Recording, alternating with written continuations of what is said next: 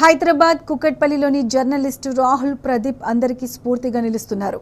ఒకవైపు విలేకరిగా విధులు నిర్వహిస్తూనే మరోవైపు తల్లిదండ్రుల పేరు మీద సేవా కార్యక్రమాలు చేస్తున్నారు.